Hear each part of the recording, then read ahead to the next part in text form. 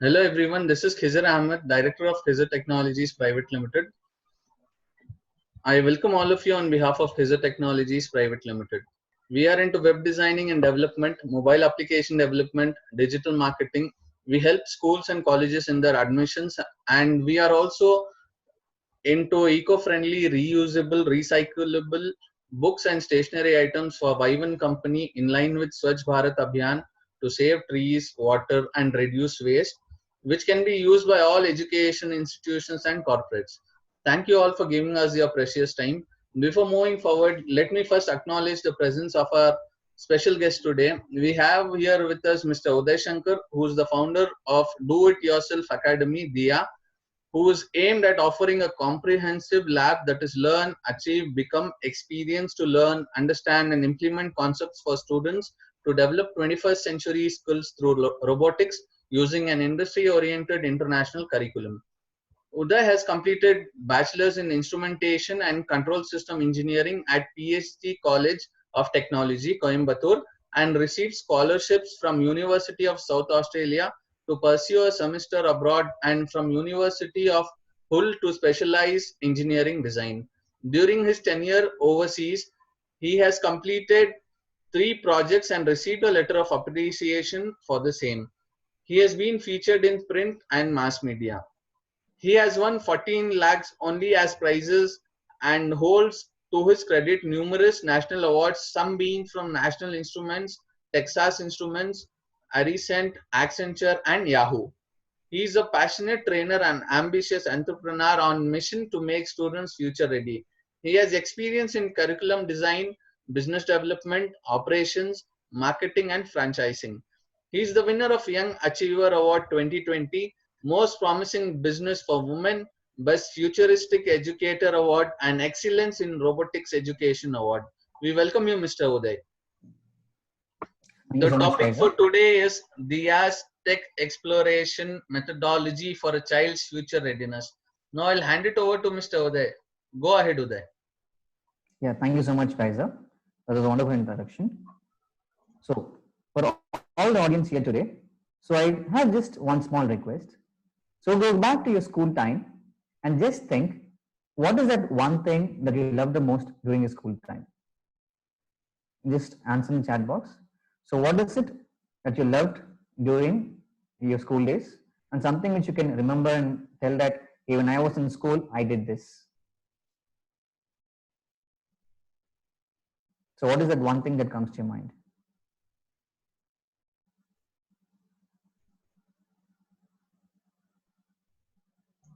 You can post it in the chat box.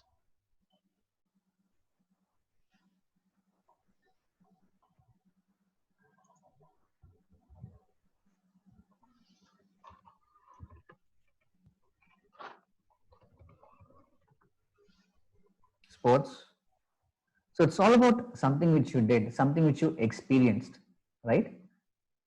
So it's a memory. It's something you were part of. It was not one direction. It was something which you felt and something which you did with your hands, or it was an emotion basically. So an emotion is what all of us carry from our school time. It's what we would love to share with our loved ones. Now similarly, every child has a dream, and each one is beautiful and unique.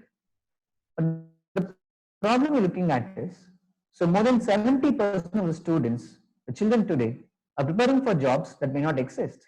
So jobs which you say are going to be taken by robots, by AI, whatnot. So we're looking at a constantly changing industry, a changing time, but a curriculum which may not prepare them for the same.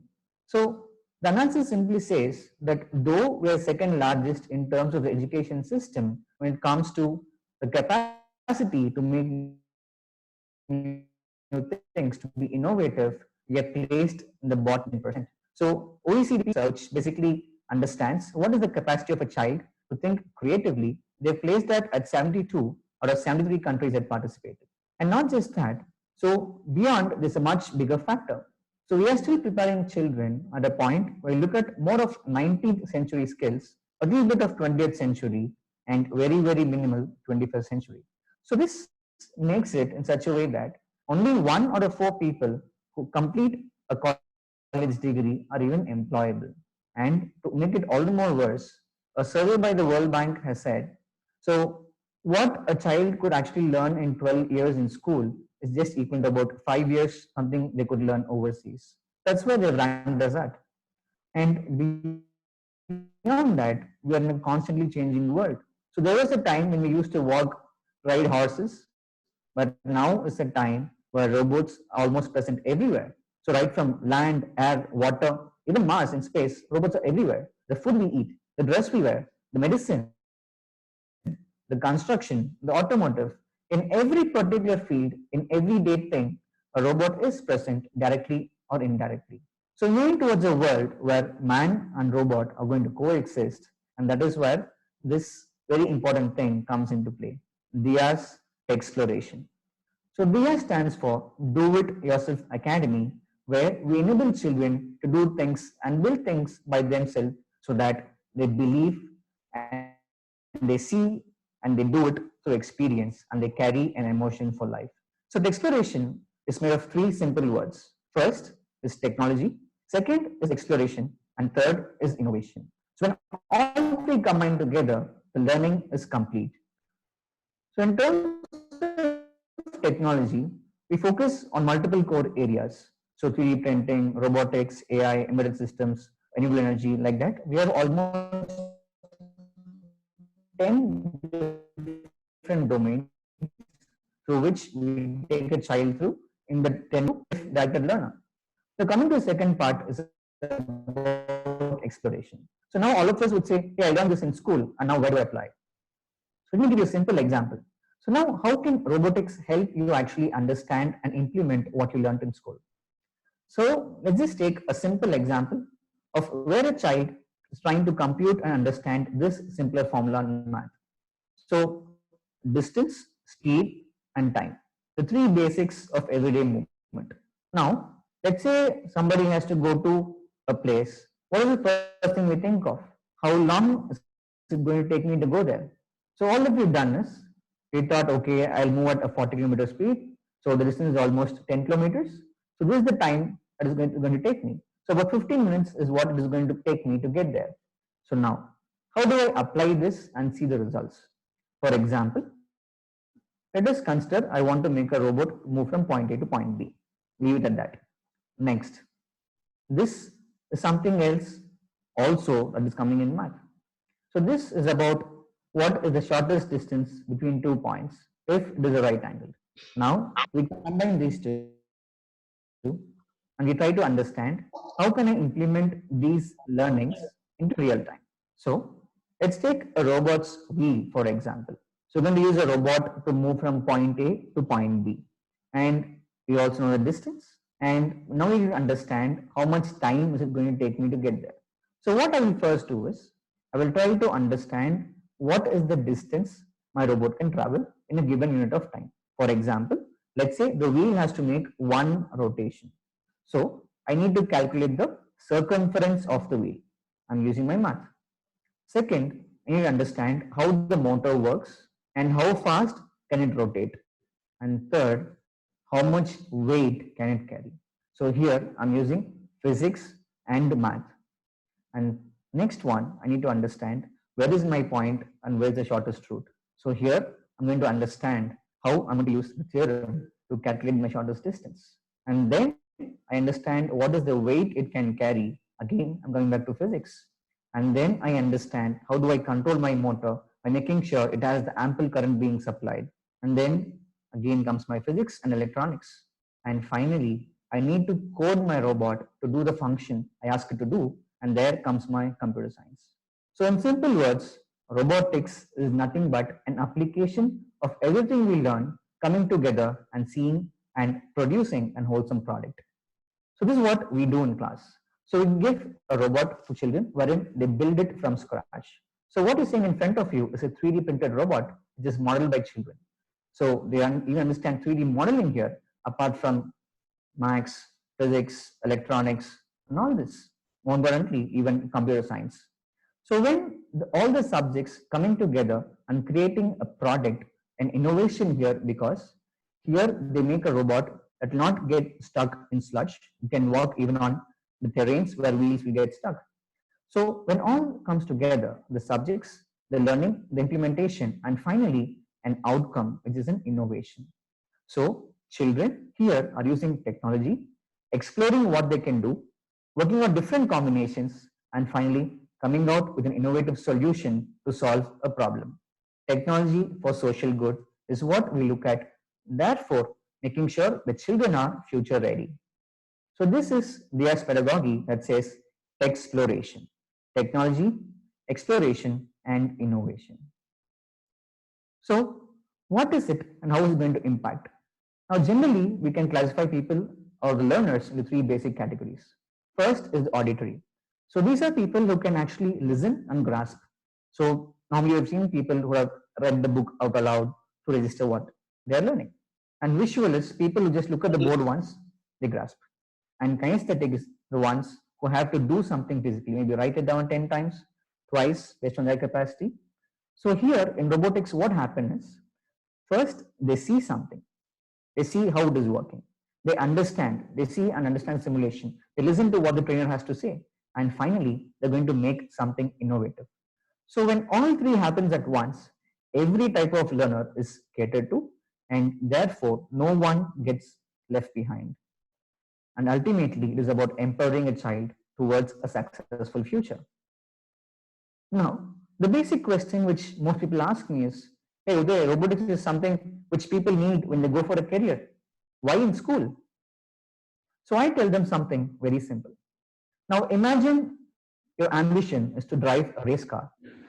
Can you do it without a learner's license? Absolutely not. So here what happens is robotics in school is like getting a learner's license to drive your race car. So you need to go by step, understand, implement, and pursue your passion.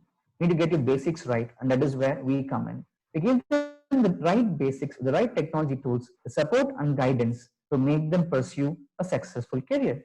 So for us, it is all about the child, what the child can do, experiment, implement, and finally experience. And when everything happens together, you ignite the spark of brilliance.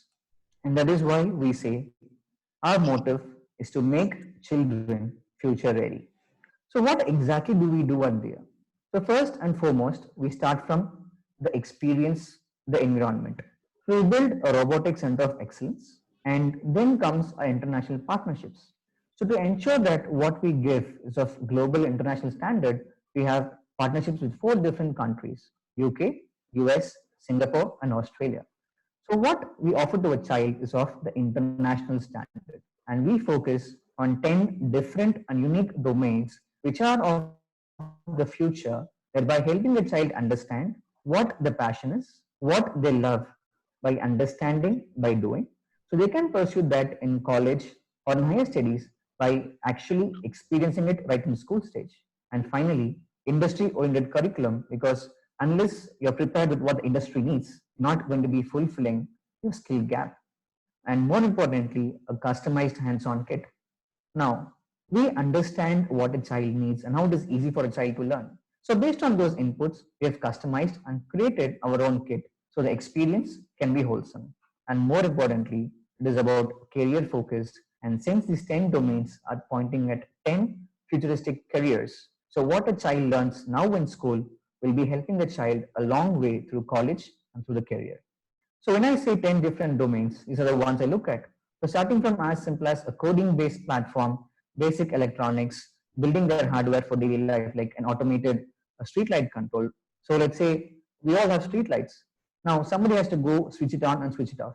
So here a child learns how with this simple light sensor, a child can automate the entire process and thereby avoiding wastage of power, reducing human effort, and making it light based and not time based. So by this, subconsciously, we're telling the child that, hey, you should save power. So imagine you tell a child, switch off the light, switch off the fan, don't waste current. Will the child listen? But here what happens, when at a subconscious level, the child is learning that power has to be saved, the child will implement. That is what we mean by technology for social good, technology for social innovations. We help a child build robots which can help people. For example, in the next level, we help build a robot can help the blind to walk. So So in robotics, where can be used in logistics like Amazon and Flipkart? And then we make them build Android applications and robots being controlled by that. And then we learn how to automate the industry. They work with 3D printing where it can be applied. And then web-based control of robots. Then they build AI-based bots which can complete and automate multiple levels of the initial manual mechanisms like a chatbot. And finally, Thingsman, wherein they build IoT solutions for security, simplicity, and energy efficiency. So through internet, they can build their own server and control objects from anywhere in the world. So when all this is being taught to a child in a hands-on way, the child will easily understand what the child's love is, and accordingly, the child can pursue that at a higher ed. These are some of the things which we developed. So when I say a process, what we mean is first is the theory. The child has to know what the concept is going to be taught. They understand how it works as a theory, and then a simulation where we explain how it is done, and then practical implementation where the children are supposed to do and complete the project, and finally the new application development, which basically means we give them a problem statement at the end of the class and we expect of them to solve the problem using technology which they've learned. So the best way to understand the child has understood is if the child can implement. So with this, we ensure that everybody is actually working as a team and solving a problem. And then we take them to national, international contests. And then we also make sure they get certification international level. And individual attention is important here because we don't take more than 3 children per team and we ensure everyone is able to do it. So without that, it's not going to be effective for everyone. And finally, whatever we do is hands-on. This is not a video presentation, this is not a theory class, but it is actually a hands-on experience. So beyond this, we also make sure that a child should be able to present what has been learned confidently on stage through presentations, to project contests, and interact with the team and share with the team how to do it and what are the outcomes that can be achieved through this. So now coming back to next part, when we talk about an experience, we've had a system transition over the ages.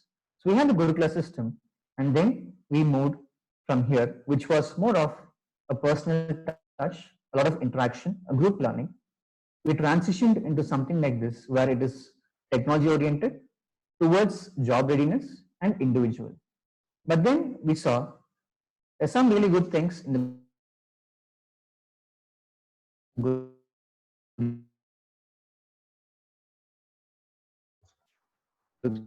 what was lost in the modern system was the emotion.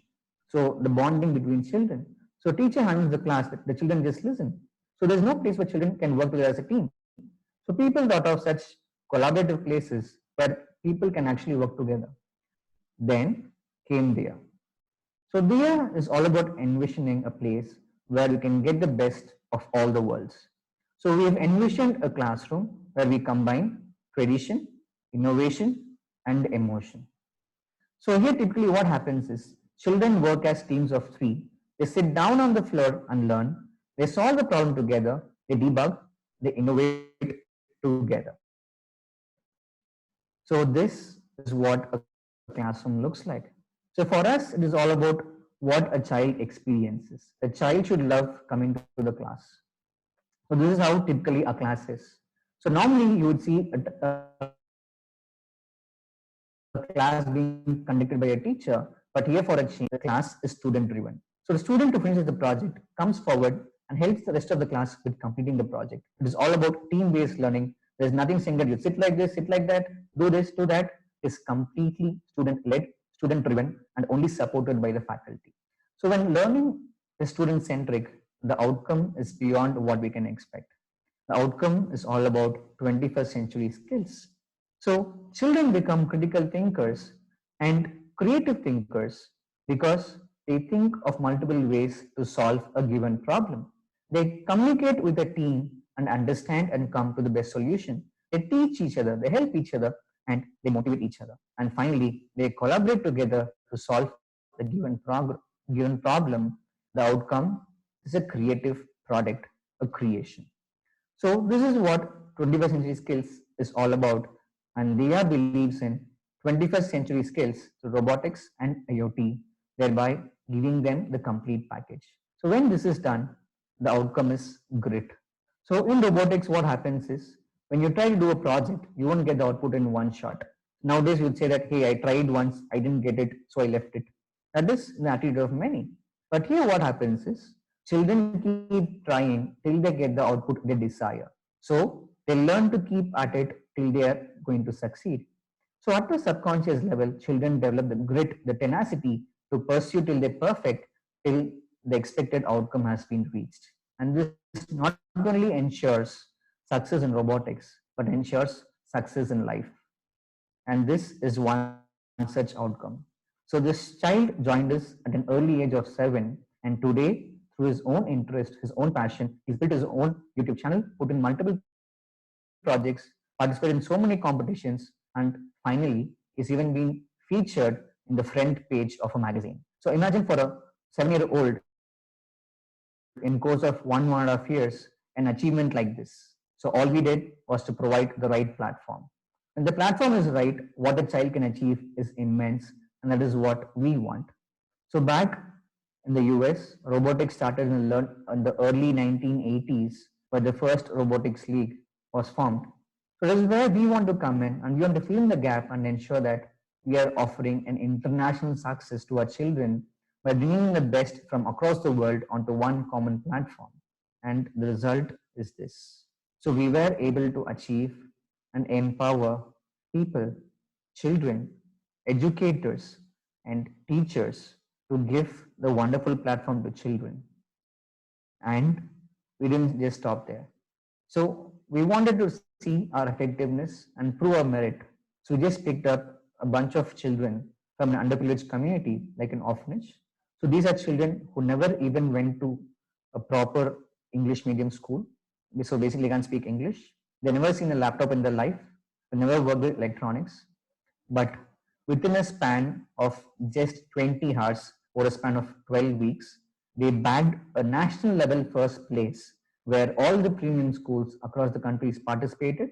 So at IIT Madras, they won the innovation challenge and putting them on the paper in Hindu. So that is the potential of the right platform and the right methodology of teaching. So this is us on multiple mass media. And this is one more such unique achievement. So normally when we say robotics, people think it is about engineering. But here we took up a challenge. We worked with an arts and science college. And one more thing, when robotics we say, they think it's more for the guys. But here it was a purely girls college. So we just took 6 girls in their final year. And in a span of 6 months, they built the first ever personal assistant robot by an arts and science college in India. So today, this robot is answering all the questions of all the visitors by being the receptionist of the college. Anything is possible if the platform is right. So this is us winning the most promising business for women award, and this is the excellence in robotics education. So this is for the futuristic education award, and this is one such achievement, again a pan-India contest, where our student, the only participant from all of Tamil Nadu, has achieved not one but 2 prizes: the best solution and the best presentation.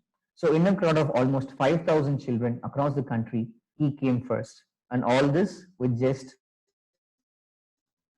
1 week. So like I repeat always, this is all about the right tools, the right platform, and the right motivation, along with the teaching methodology, which can lead any child to success. So this is us. For us, it's all about giving wings to a child's dream to make them future ready. Thank you. Over to you, Kaisa.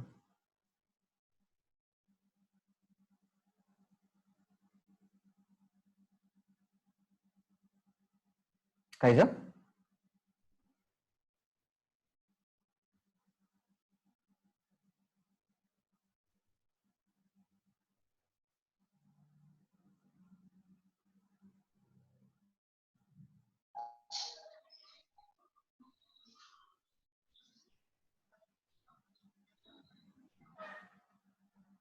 Hi, Kaiser. Uday?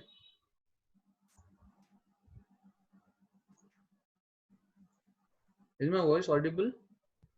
Yeah, guys, please. Yeah, Uday. Yeah, any questions from the audience side?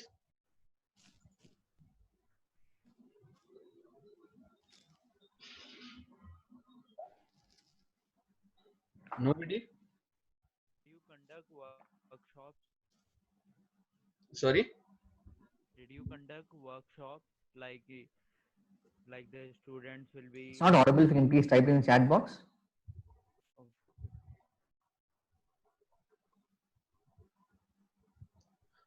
Uday, since we are running this presentation on social media also, Yeah. we have some users who have seen you live on social media. There are few questions which we have typed on comments section. So I'll Okay. read out the questions for you, Uday. Sure. Okay, the first question is, can you share some stories of impact? Okay. So first and foremost, so my favorite story is that of a child in Urapakam in Chennai. Right. So this was a child. The parent was very scared, very skeptical. The reason being, the child would not speak to anyone. The child would not interact. The child could barely read. The child will never come on front. So the child had difficulty even in reading the alphabet, and the child was already in second standard. So such was the purpose of a parent, and we did a small summer course for them, less than 10 hours. At the end of 10 hours, we have the presentation for the parents. And the parent was literally in tears. She couldn't see what was happening. I mean, in fact, she was so surprised to see a child who could not even come in front and talk, would not mingle with anybody. She was presenting her project as a team. She was doing and presenting her code in front of all the audience. And finally, she was able to actually read, put in the commands, and all this in less than 10 hours. So the parent could understand the impact of actually doing things the hands on way. That was the kind of transformation which we could achieve in just 10 hours. From a completely silent child to a confident child who can present her project in front of an audience. That is my favorite story. That is really amazing, Uday. Let me go to the next question. This has come from a school side of you. They have asked us, how does this benefit the school? Right. So we understand that from a school point, already a lot of things is going on for school to handle. So all that we expect the school to do is just give us one room and we take care of everything else. The complete lab setup, the equipment, the systems, the trainer, the international partnerships is completely taken care by us. We run the complete program and we even ensure we have an expo at the end of the year so parents can actually come and see what children have done. So we ensure that the parent satisfaction is achieved, the child development is also achieved, the school also gets international partnerships, absolutely with no effort on the school side. So it's everything on us. We do the complete support and we ensure that their children are future ready. So all we look for is just one room. And just in case a school feels I might not want to give an empty room, I would like to share the existing computer lab. We can support in that aspect as well. But we always ensure that there is not more than 3 children per team so that the hands-on experience can be effective and make the child confident. Good.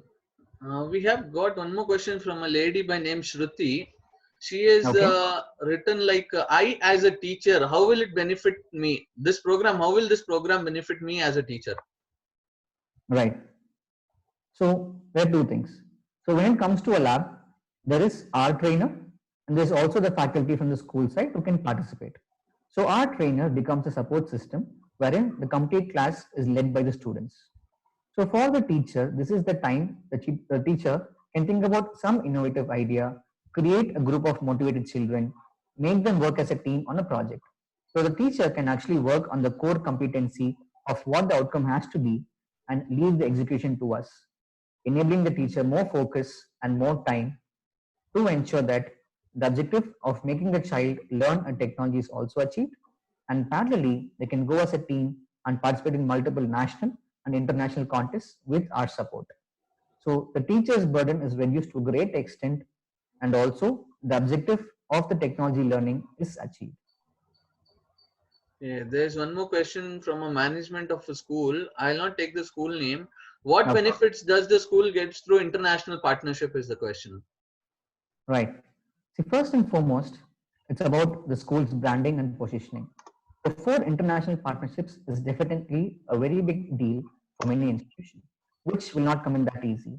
It has taken us almost 3 to 5 years of effort with each network, each country, each company to build this over the years. So, when we partner with institution, it happens over just one signature. The school can use this branding across all their publications, print, mass media, PR, anywhere.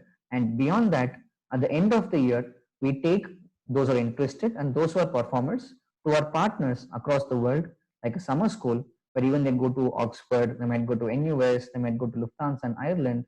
So, like that, we have many iconic institutions across the world where the children actually go and experience the international standard of technology education.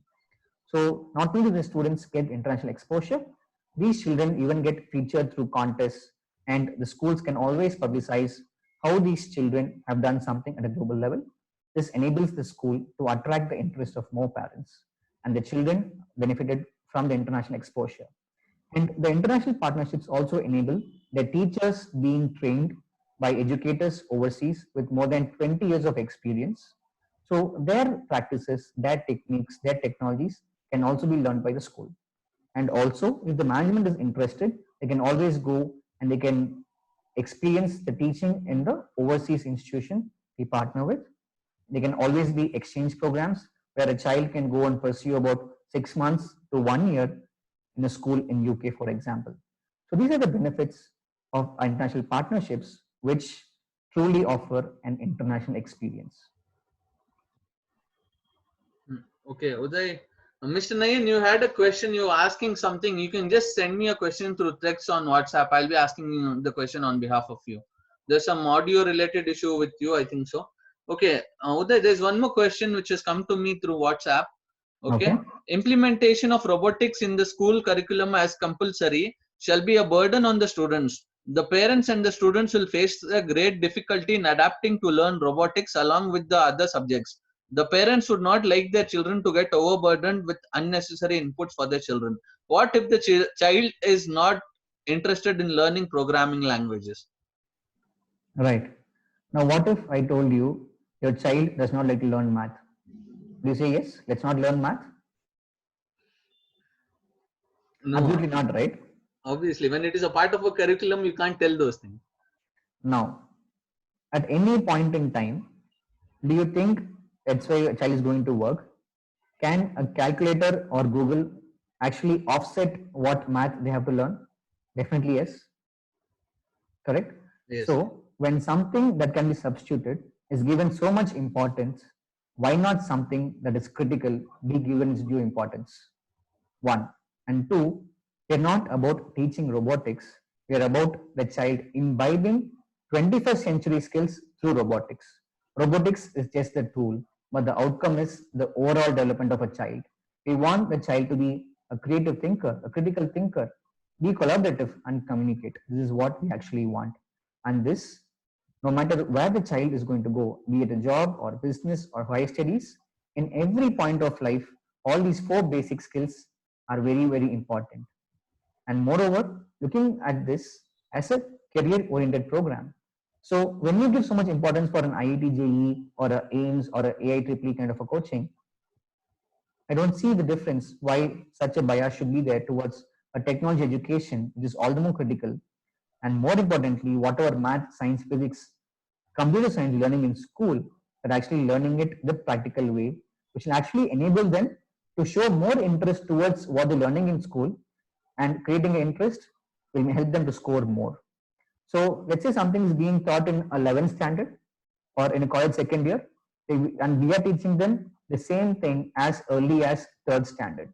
We are putting the child ahead of rest of the world by giving them the right tools and enabling them to experience what they definitely will in the future. If you're not giving them something which they will never learn, They're giving them the right thing which they should learn. The next question, Mr. Nayan has sent me.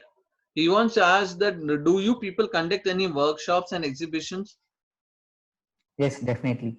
So workshops we conduct when the time is constrained, when the school can give us a day or two full days and give us a specific focus.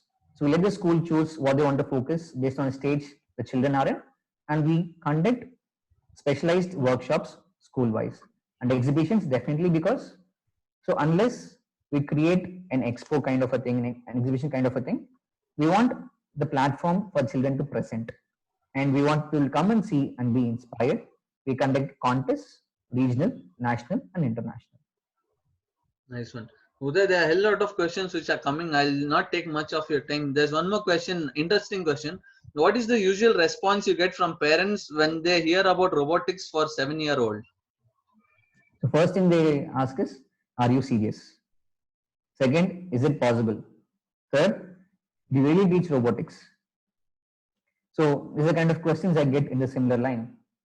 Now, my simple answer would be, the limitation is not in the child's mind, the limitation is in the parent's mind. Now, many of us will agree that my child will meddle with my phone better than me. I didn't know this was there in my phone. I didn't know all this is possible. So my child taught me how to do this. So when you see a child is inquisitive by nature, a child likes to experience new things, a child will love to get their hands dirty. So it is the parent who has to give the opportunity for a child to experience. Now, all of us have this thought process like, let's try something for 1 month. If it is work, then okay, we'll pursue. Else, let's not do it. So why not do the same thing with something that can help your child in the future? Let the child experience robotics. When I say a 7-year-old, I've actually worked with children as young as 5. I even taught robotics to 5-year-olds, and they do amazing programming. So when it comes to logic, nobody can beat children. And programming is all about logic. So the right software tools and the brilliant logic of children, programming is going to be a child's play, and with the right technology tools in terms of robots and right channelization, outcome is going to be brilliant. Interesting, Uday. Thank you so much. I have one more big question. I'll read it off for you. Sure. Based on the present scenario, robotics is highly unfavorable area of study for the students.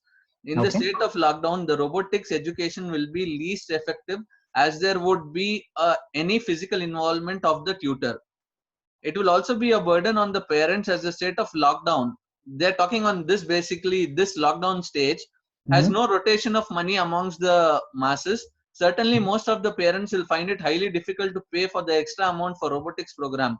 Most of them aren't able to pay just the fees itself. Reconsidering the implementation as compulsory is highly recommended.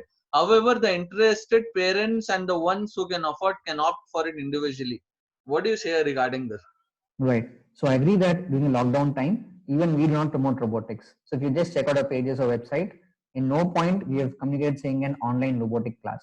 It is unfair and unwise and false publicity saying that robotics can be taught online without the kit. It is not possible. Robotics is something that is hands-on. So what we are trying to do in the lockdown time is publicly say that we're going to be teaching coding. So coding can be taught online in a remote way also. The teacher support can be remote as well. And yes, coding is definitely a big component of robotics. At least 60 to 70% of robotics, I would say, is coding.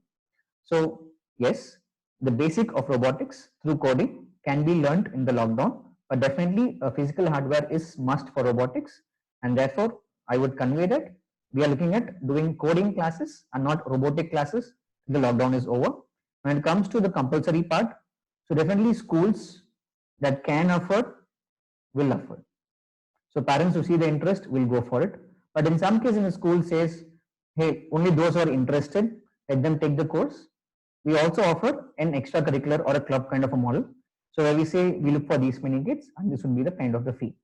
So we also offer, and that's why the workshop and the after school model come into play, where it is purely optional and not a compulsory model. But generally, if you see the price difference, when it's an optional model, it is almost 3 to 5 times more than the compulsory model. So when it comes to let's say about 800,000 students participating, our cost is much lesser. So when the children are minimal, our cost is higher. But still, we're open to offering it based on the client requirements. Though we always say go for the robotics as a subject model because that is most effective as it is spread across the year. There is one more question which is there now from a lady. She's asking, do you offer any opportunities for homemakers? Absolutely. So we understand that a woman's financial freedom is the family's financial success. And that is why if you see we got the award for the most promising business for women. So we are offering a franchise model where a woman with an investment of just 75,000 can start her own business, wherein children can come to their house or they can go to a child's house to teach robotics in a 1-to-1 or a maximum 1:3 model. And also we are offering something like a 2 lakh plus other costs like for the implementation part. So here they can set up their own activity center and children can come there and learn.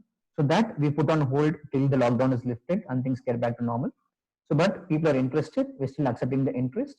And also we're offering an opportunity for them to offer and take up city rights wherein they can actually take care of the complete implementation across the geography. So based on their interest and capacity, we look forward to working with women to enable them to become educational entrepreneurs, which we call as edupreneurs. There, I'll have one more question from my side. Like, what are the upcoming plans of DIA in terms of programs? Sure. So right now, as I shared, we also already have a school program and we have workshops, we have the after school, we have the contest and the expo, we have the international programs, and we also have a residential program where about 25 children, a very focused program, they come together, we take up a resort and they build a complete project by themselves. And we have specialized workshops where we take only 5 children to build a product. So, and this product will be launched through press. And we also help them getting patents as young as say 12 or 13-year-old having a patent technology is a really big thing. And also looking on verticals when looking to launch the coding courses, as I mentioned. And also looking at offering DIY kits in terms of science and the allied subjects where they can implement and learn. Interesting, Uday. Very interesting. Any questions from the audiences? Uday, you have some messages on chat also. You can have a look at that. Sure. Any audiences, any questions from your side? Participants?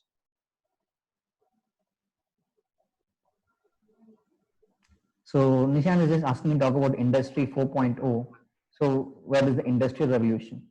So basically what happens is right now in industry, we know that there is some extent of robotics and automation, but the future is going to go towards 1 or 2 people controlling an entire factory through IoT, through DCS, which is basically distributed control system. So earlier it used to be centralized control system. So from one place you have to control many things.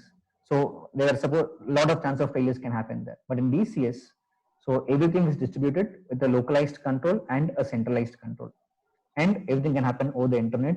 So it can be as simple as you send a SMS to your factory or a message to your factory saying that make 1,000 cars today, and your factory does it. How good would that be? So that is what we can go towards as technology progresses. So that is Industry 4.0. So IoT, automation, renewable energy, 3D printing, and all technologies coming into play, creating effective solutions which can reduce the actual human labor and make it more technical efforts towards making the process simple, efficient, fast, and most importantly, make the cost of production as lower. Good one. Any other questions from the audience side? No one? Okay, fine. I'll be ending this meeting session now, this webinar now. We have got one more message. Let us see what is this. Nishant said thanks to you, Uday. It was seriously an awesome presentation which was nicely explained from your end, Uday. Thank you so much for your great time. I'll be ending up this webinar now. Thank you so much. Have a great time, everybody. Thank you. Have a great day ahead.